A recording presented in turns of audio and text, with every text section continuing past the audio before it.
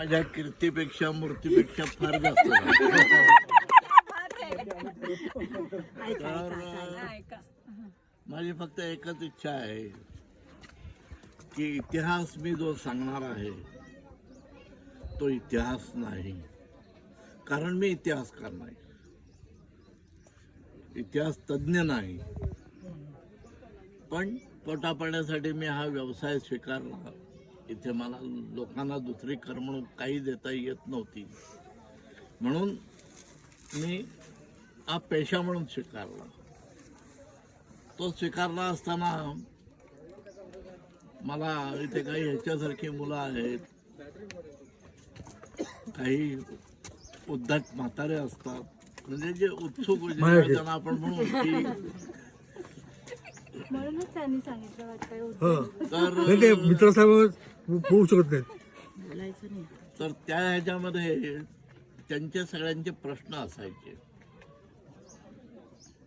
की बाबा कोण म्हणायचा, अहो शिवाजी महाराज पुढे निघून गेले म्हणतात, विशाळगडला जायचा हाच एक रस्ता होता ना.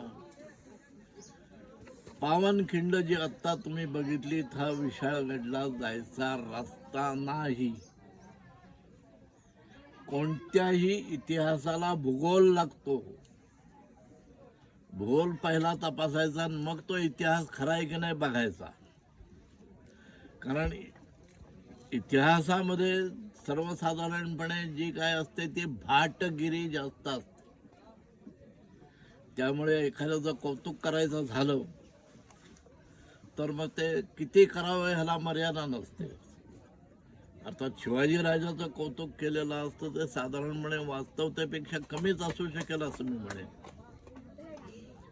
पण तरीही साधारण हे तपासत असताना आपल्याला भूगोल त्याच्याशी जोडला पाहिजे. भूगोल जर नाही जोडला तर ते काहीतरी कपोल कल्पित आहे असं आपण 100% समजायचं. आता इथून साधारणपणे तुम्ही म्हणजे ही कथा सुरू होते पन्हाळ्यापासून. मी त्याला मुद्दामून कथा म्हणतो, मी इतिहास सांगू शकणार नाही. ही कथा सुरू होते पन्हाळ्यापासून. पन्हाळा विशाळगड अंतर आहे हे 22 कोस म्हणजे 44 मैल म्हणजे 70 साधारणपणे किलोमीटरचं. हा स्पॉट जो आहे हा साधारणपणे 16 कोस मावळ्यांनी अंतर तोडल्यानंतर या ठिकाणी मावळे आलेले आहेत. 16 कोसाचं अंतर पायी धावून तोडलेलं आहे.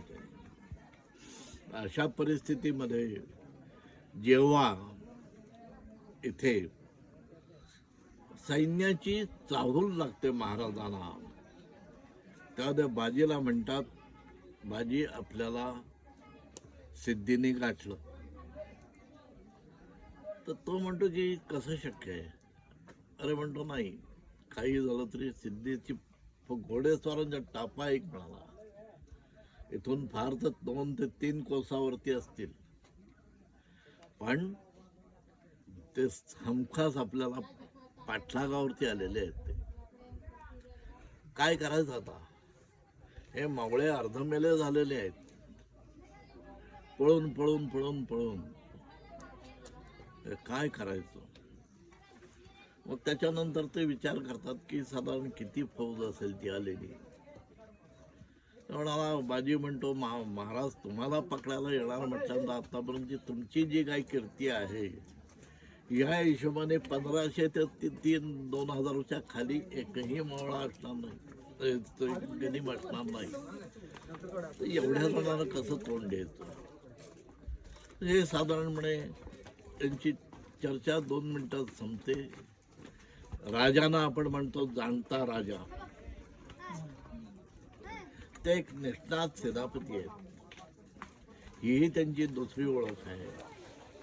आणि जाणता राजा म्हणून ज्या भूमीवरती त्यांचं राज्य होतं तिथली साधारणपणे भौगोलिक रचना, तिथलं साधारणपणे सगळं काही आहे, हे सगळं राजांच्या अतिशय काटेकोरपणे लक्षात असायचं निष्णात सेनापती म्हणून. तर या ह्याच्यामध्ये राजाने बाजीला सांगितलं, राजे बाजी खानाला खिंडीत गाठायचा बाबा, दुसरा काही पर्याय दिसत नाही मला. आता या खिंडीचं वर्णन करताना मराठी सगळे लेखक जे आहेत त्याच्यापैकी फक्त बाबासाहेब पुरंदरे येऊन गेले, ज्यांना मी माझा गुरु मानतो. पण बाकी सर्वसाधारण लेखक जे आहेत, कोणी याला रणभूमी म्हटलंय, कोणी याला संग्रामभूमी म्हटलंय, कोणी याला संघर्षभूमी म्हटलंय, कोणी याला युद्धभूमी म्हटलंय. पण तुम्ही आता जे जागा पाहून आलात ना का दादा, आता जे जागा पाहून आलात ती जागा तुम्हाला कुठल्याही प्रकारे युद्धभूमी वाटली का, संग्रामभूमी वाटली का?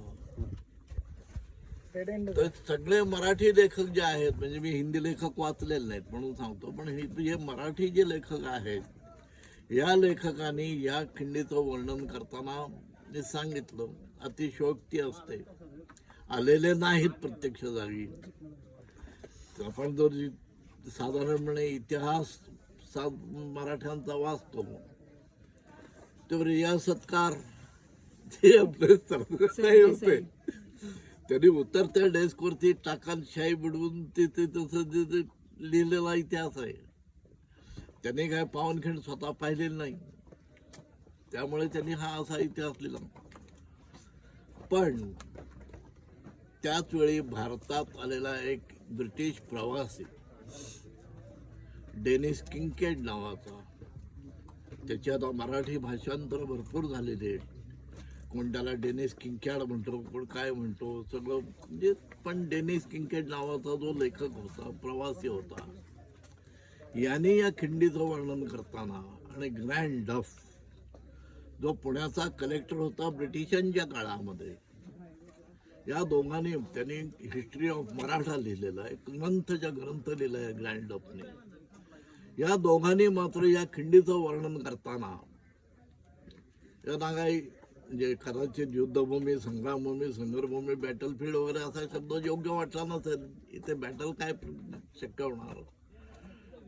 पण त्यांनी शब्द वापरला, तो शब्द आहे ए ट्रॅप.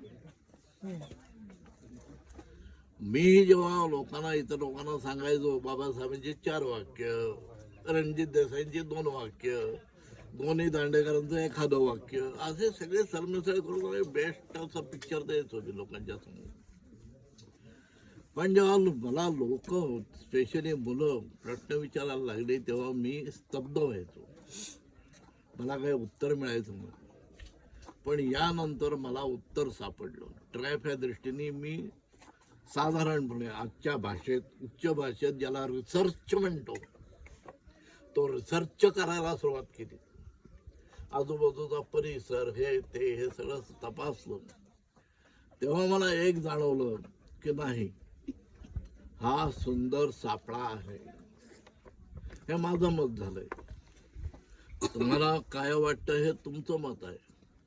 पण जर तुमचं मत असेल की हा बाबा ही युद्धभूमी असू शकत नाही, हा सापळाच आहे, तर तुम्हाला हे पटेल की मी जे काय सांगतोय त्यात सत्यता आहे. आता थोडंफार भूगोलाशी त्याला मी जोडण्याचा प्रयत्न केला. भूगोलाशी जोडून आता पुढचा इतिहास मी तुम्हाला सांगतो. कथा सुरू होते पन्हाळगडापासून. राजे नुकताच अफजल खानाचा वध केलेला आहे. हा वध केल्यानंतर साहजिकपणे विजापूरचा दरबार काही गप्प बसणार नव्हता. विजापूरच्या दरबाराने त्यांची जेव्हा सवड झाली, हे झालं तेव्हा झालं, त्या राजांवरती इथे सैन्य पाठवलं. त्याचा त्या दरबारातला एकही माणूस त्यांनी त्या सैन्याचा प्रमुख म्हणून निवडला नव्हता. अफजल खानाचा मुलगा फाजल खान होता, कुतुब खान होता, शहाजी राजे प्रत्यक्ष तिथे होते. पण यांना कोणालाही म्हणजे प्रथम ती त्यावेळी जी होती ती बेगम होती, दुसरा बादशाह म्हणून म्हणतात, तो लहान होता.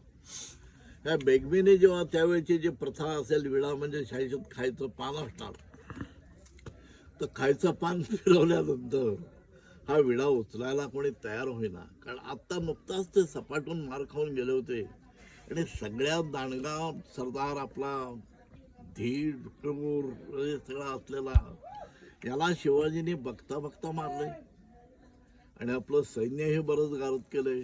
त्यामुळे त्या फाजल खानाला जरी सूड घ्यायचा होता तरी त्याला सुद्धा हिंमत होत नव्हती. अशामुळे हिंमत होत नव्हती की शिवाजीला ते माणूस म्हणून समजतच नव्हतं. जरी या शहाजीचा मुलगा असला तरी तो माणसात जमा नाही. याला काहीतरी दैवी शक्ती उपलब्ध आहे. त्यामुळे त्यांनी जे काय दाखवलेलं आतापर्यंत पराक्रम, कारण त्यांनी सगळ्या आदिलशाहीचे सगळे किल्ले वगैरे जिंकायला सुरुवात केली होती. त्या ह्याच्यामध्ये अफजल खानाला मारल्यानंतर मात्र विजापूरचा दरबार पूर्णपणे हडबडला होता. आता विजापूरचा दरबार प्रत्यक्ष अफजल खानाला कसा मारला, काय मारला हे तुम्हाला सगळ्यांनाच माहिती आहे. शामियाना बांधलेला असतो. अफजल खानाची जमीन आहे ती, त्याच्यावरती अफजल खानाने शामियाना बांधला असा म्हणतोय, किंवा शिवाजीराजांनी बांधून घेतला असेल, जवळ आहे प्रतापगड म्हणून. पण शामियाना बांधला. मग त्यांच्यामध्ये ठराविक वेळी त्यांचं हे ठरलं, भेट ठरली. आता भेट घेणार राजे म्हणजे काय नुसतेच एकटा राजा खाली उतरणार नाही. राजांच्या बरोबर त्यांनी त्यांच्या म्हणजे अफजल खानाच्या सारखा तगडा मजबूत माणूस संभाजी कावजी याला तिथे घेतला आपल्या बरोबर. त्याच्याबरोबर साधारण 100-125 मावळ्यांची तुकडी दिली. अफजल खानाने सुद्धा फाजल खान आपला मुलगा जो आहे त्याला तिथे शामियानाच्या बाहेर उभं केलं, कारण शामियानामध्ये परवानगी नव्हती. त्याला तिथे बाहेर उभं केलं. त्याच्याबरोबर सुद्धा 100-150 मावळ्यांची तुकडी होती गनिमांची. आता या शामियानामध्ये जी काय घटना घडली असेल ती शिवाजीराजे, अफजल खान, सय्यद बंडा आणि आमचा जीवा महाला यांच्याशिवाय कोणाला माहीत नाही. ते चौघही आता हयात नाही सांगायला काय एक्झॅक्टली तिथे घडलं. पण जे काही आज ज्ञात आहे त्याच्यावरून अफजल खानाला त्यांनी, म्हणजे आता मुसलमानांना विचारलं तर ते म्हणतील की बाबा शिवाजी राजाने पहिली वागणं खूप असते. कोणा हिंदूला विचारलं तर तो म्हणणार नाही अफजल खानाने पहिली चाल केली. काही असलं तरी त्यांच्यातले कुणीतरी पहिल्यांदा चाल केली, दुसऱ्याने हे केलं. पण सगळ्यात महत्वाची गोष्ट होती ती अफजल खान त्याचं पोट फाडल्यामुळे जखमी झाला प्रचंड. कारण कुठले आता आपल्याला माहिती आहे इतकं ऑपरेशन करून पोटाने एकदा फाडतात, हे करतात ते करतात, पण काहीही होत नाही तसं. परत टाक्या घातले किंवा असं पकडून जरी पळालं तरी 1 किलोमीटर धावू शकता तुम्ही. तर नुसती वाघनखं मारून अफजल खान जखमी झालेला आहे. तो दगा म्हणून आता शामियानाच्या बाहेर पडतो. तो राजाने संभाजी कावजीला सांगितलं होतं. संभाजी म्हणाले, हा खान माझ्या हातून जरी जिवंत बाहेर आला तरी तुझ्या हातून जिवंत बाहेर जाता कामा नाही. याला तू मारलाच पाहिजेस.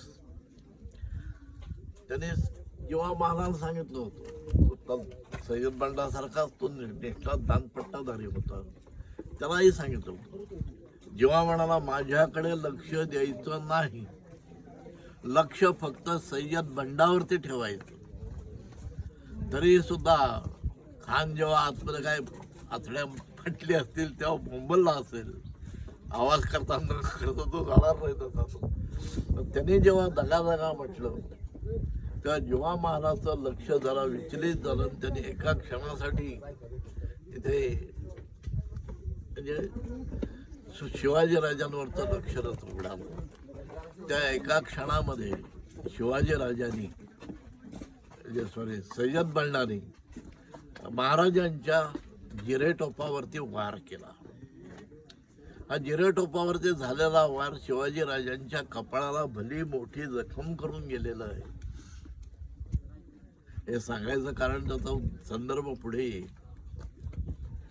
कारण त्याच्यानंतर अर्थात हे सगळं जे काय आहे म्हणजे संपूर्णपणे त्याचा पाडा होतो, राजाला चिकार धनदौलत मिळते. हे सगळे कारण त्याने राजाने सांगितलं असतं तुझे जवाहिर वरती पाठव गडावरती, मला तुला तुझ्या लायकीचं प्रेझेंट द्यायचं आहे, ते द्यायला माझ्याकडे काही नाही आहे, तर तू जवाहर हिरे वगैरे पाठवून दे वरती.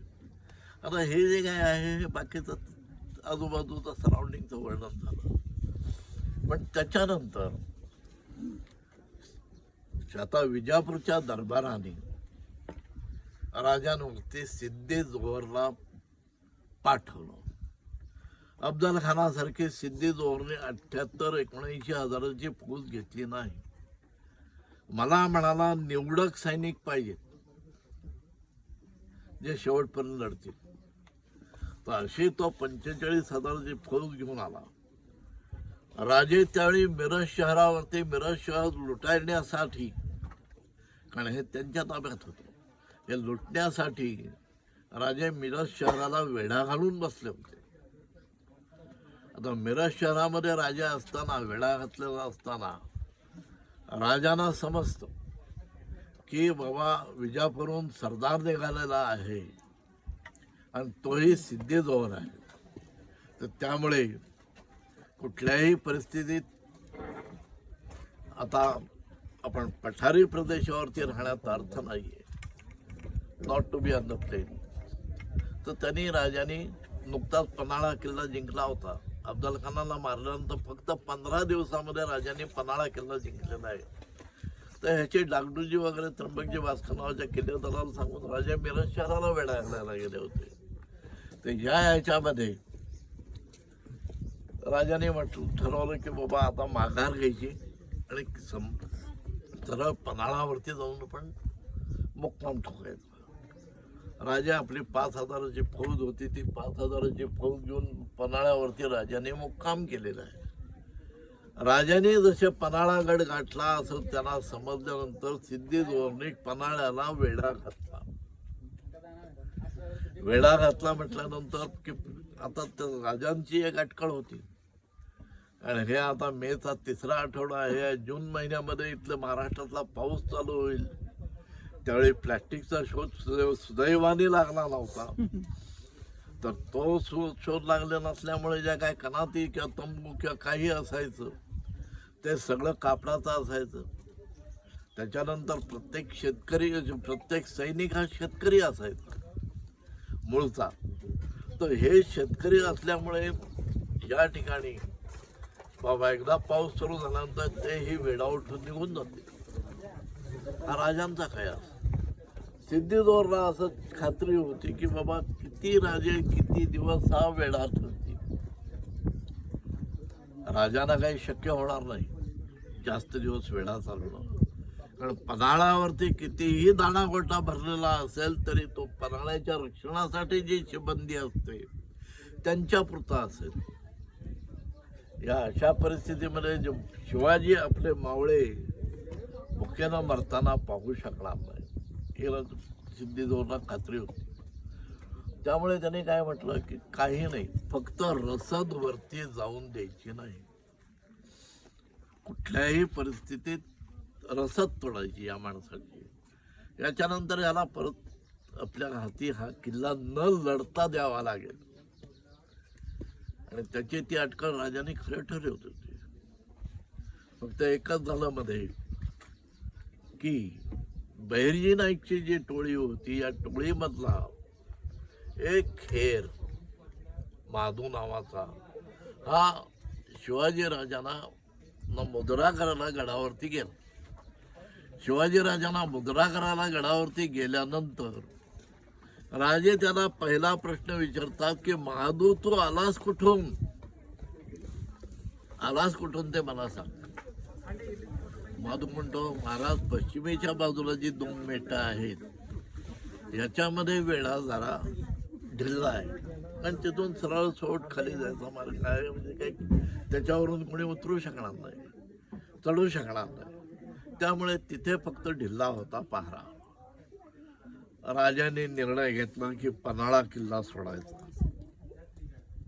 एकदा माधव तिथून आलाय म्हटल्यानंतर आपण तिथून जाऊ शकतो एवढं ना. त्याने माधवला तेही विचारलं की माधव तिथून निष्ठून जाता येईल का. म्हणाला महाराज थोडीशी जर लढण्याची तयारी ठेवली की समोर येईल त्याला कापायचा असं जर ठरवलं तर आपण किल्ला सोडू शकू.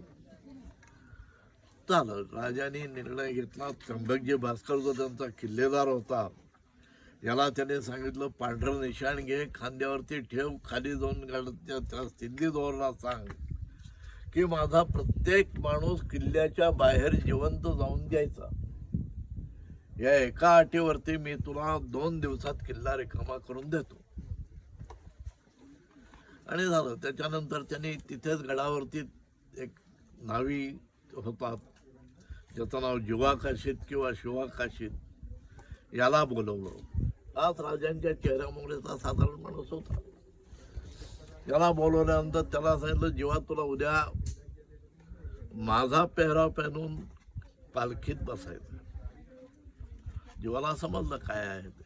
त्यानं मुजरा केला आणि निघून गेला. आता काय आहे त्र्यंबकजी भास्करला सांगितलेलं आहे. जेव्हा काशीची अर्जमेंट झाली त्याच्यानंतर ते बाजी प्रभूकडे वळले. बाजी म्हणे आता तू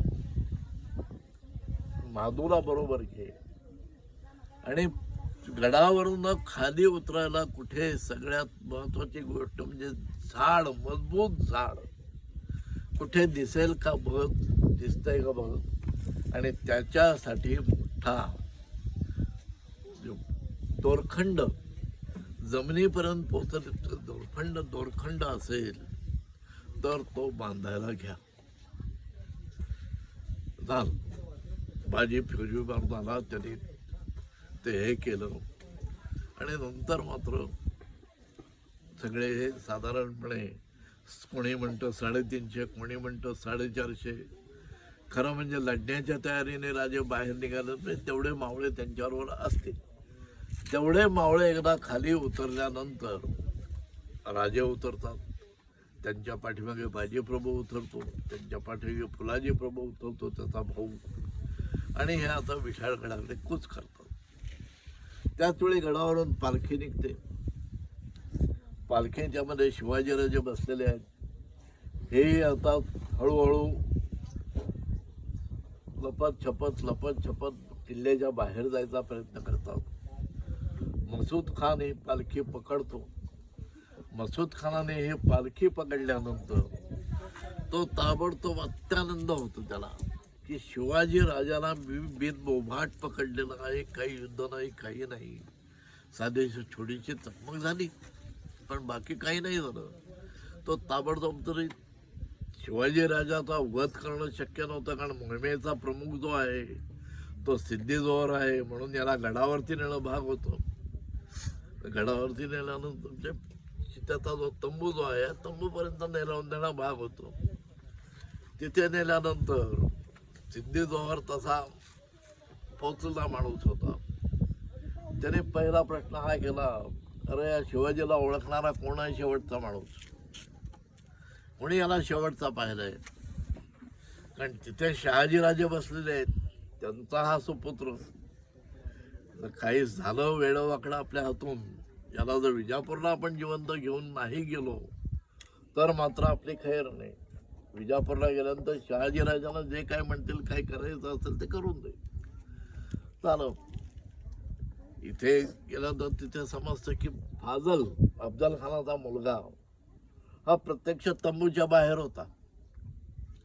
जेव्हा ही इथली प्रतापगडची घटना घडली हा प्रत्यक्ष बाहेर असल्यामुळे त्यालाच बोलवा म्हणे.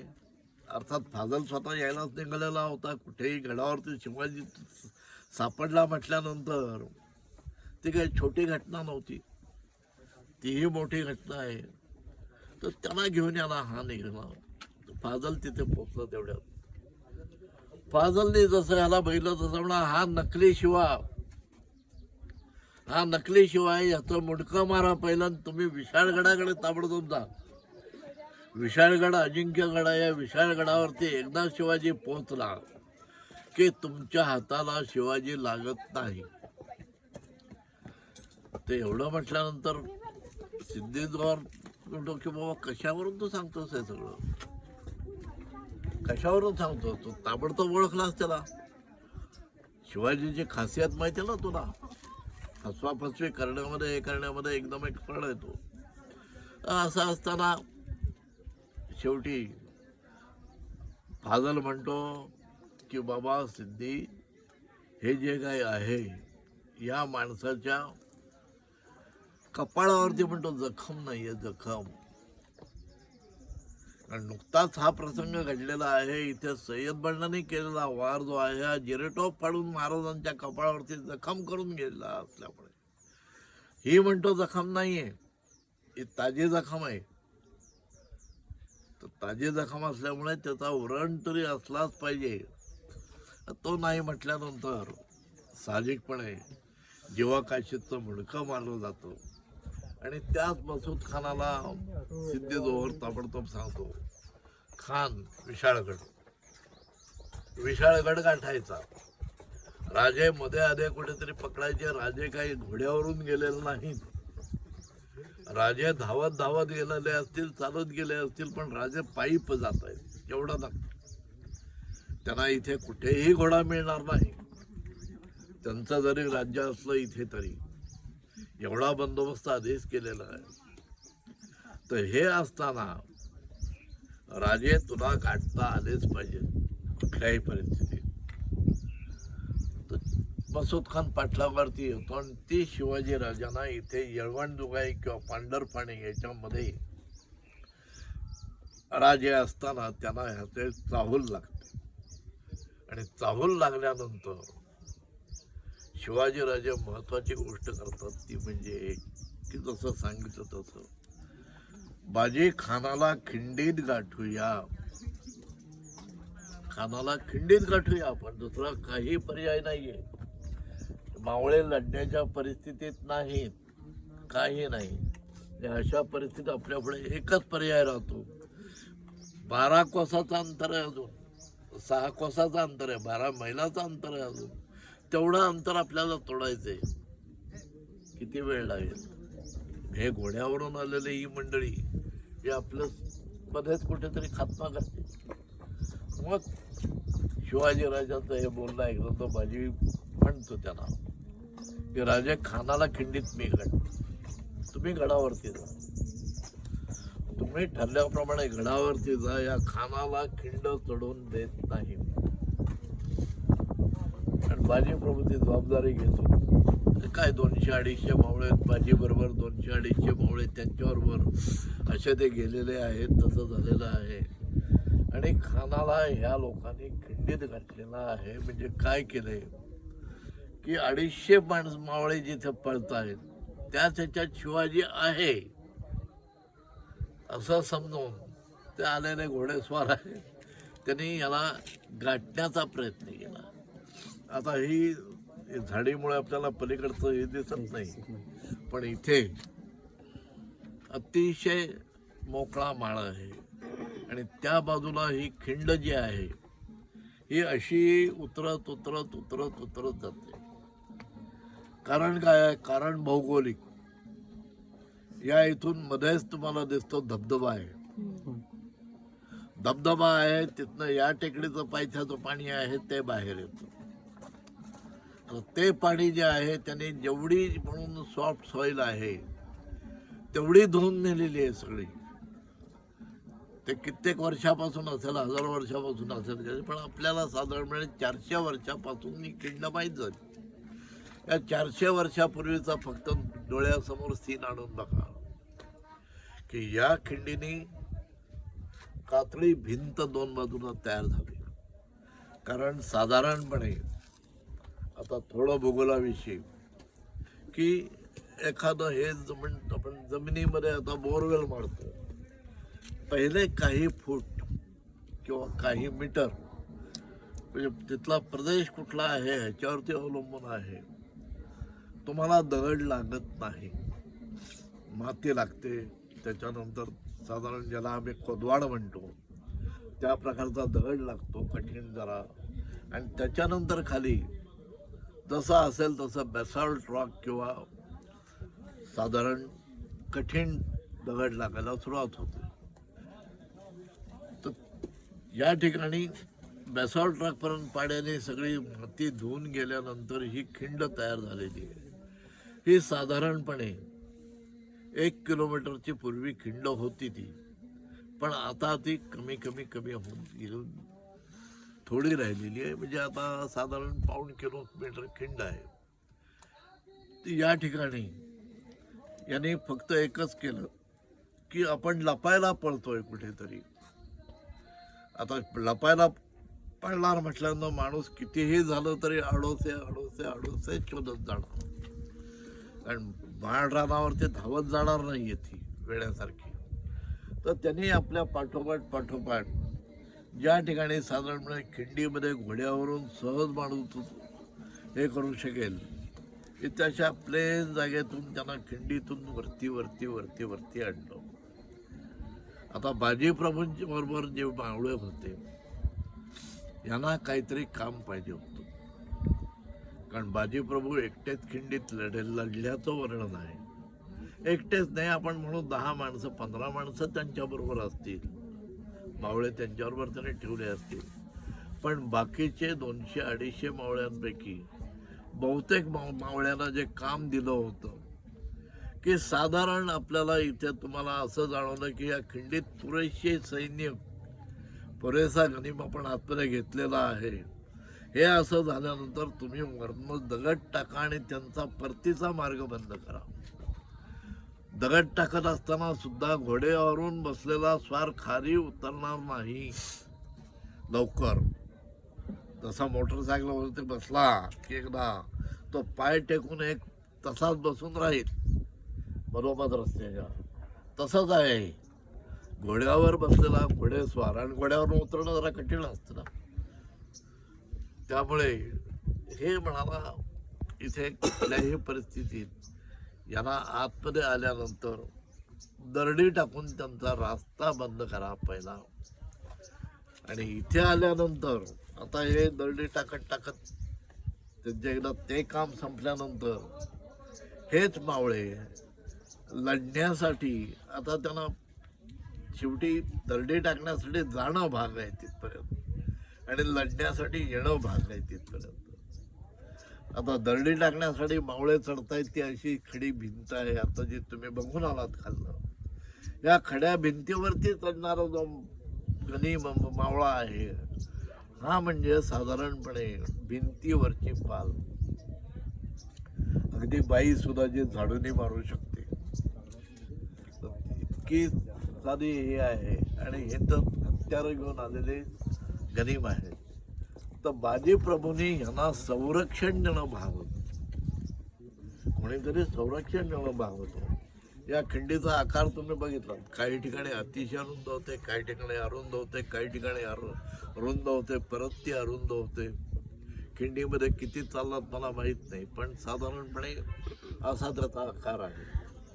आता या ठिकाणी वरती जाणाऱ्या चढणाऱ्या मावळ्यांना संरक्षण द्यायचं म्हणजे ते पाठीमागे जाऊन दगड टाकू शकतील, रस्ता बंद करू शकतील, ही यांना खास बाजीचा हा प्लॅन होता. अर्थात you cannot full entire army at one time. ही जी काय आर्मी आहे त्याची एवढी आलेली फौज आहे, यांना एका वेळी तुम्ही सगळ्यांना मूर्ख बनवू शकत नाही. एकाच वेळी सगळ्यांना पकडता येणं शक्य नाही, तेवढी मोठी खिंड नाही. तर बाजीनी यांना संरक्षण देण्यासाठी मावळ्यांना ते अरुंद जागे बाजी उभे आहेत, 2 हातात 2 दांडपट्टे किंवा तलवारी घेऊन उभे आहेत. आणि तिथे ते एकाही गनिमाला पाठीमागे जाऊन देत नाही. हा आहे या खंडीचा इतिहास. Thank you very much.